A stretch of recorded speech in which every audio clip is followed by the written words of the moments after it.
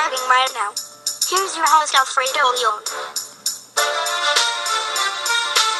Thank you, Allah. I was not planning on making this video until I saw that Kyrie Irving, something about the contract extension, is getting a big deal. As with the Celtics, as he could sign a contract extension this offseason, but the Boston Celtics star isn't ready to commit to a contract that could potentially leave millions of dollars on the table.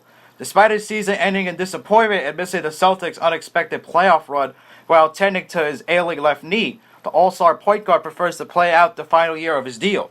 Contractually, financially, an extension just doesn't make any sense, Irving said according to ESPN's Chris Forsberg. The extension in question would be over 4 seasons, worth approximately $108 million, with a starting salary around $21.3 million in 2019. However, if Irving were to sign a max contract next summer after opting out his player option, he would be able to sign a 5-year deal worth around $188 million. The final season of that max deal would end up being worth over $42 million in 2023-24.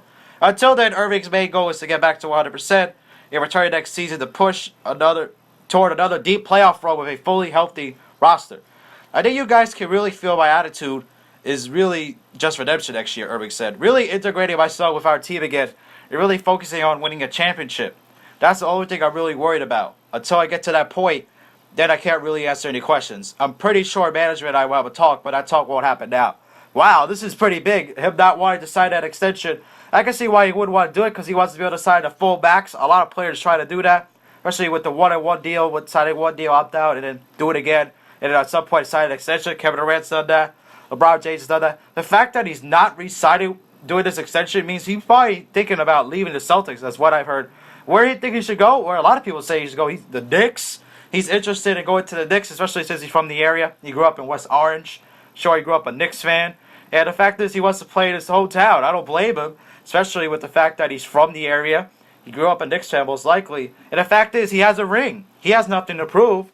All he just wants to do is go ball and play. If he didn't have that championship, it could be a lot of differences there. But he has the ring.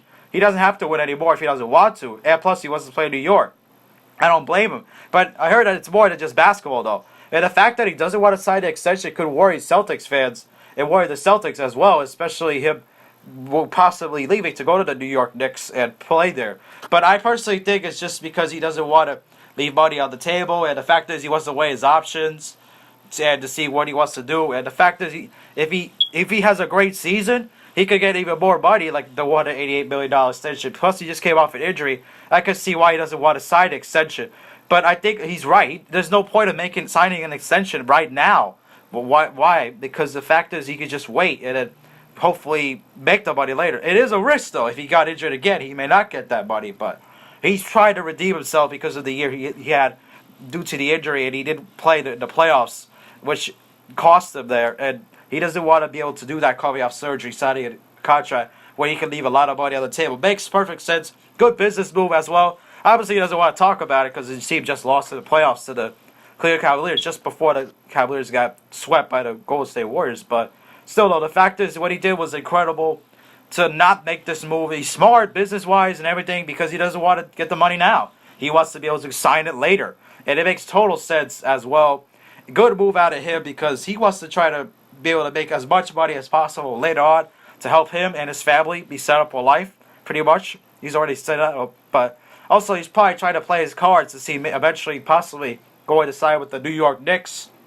As why would you want to go to the Knicks, especially because of the fact that they're not that good? Of course, that's Porzingis could be out for the whole season, most likely. They're probably going to get another high draft pick. I've been hearing that they maybe trade him from the 9th pick. Don't do that. Because it could be just like the Carmelo Anthony trade, giving up a lot of assets and picks and stuff like that. The Knicks are now hesitant to try to give up picks, especially after what happened with the Andrea Bargnani deal and all that. But still, though, the fact is that they shouldn't trade for him. Wait for him in free agency. He's only got a year left. Possibly he'll come here, as the reports say. Who knows?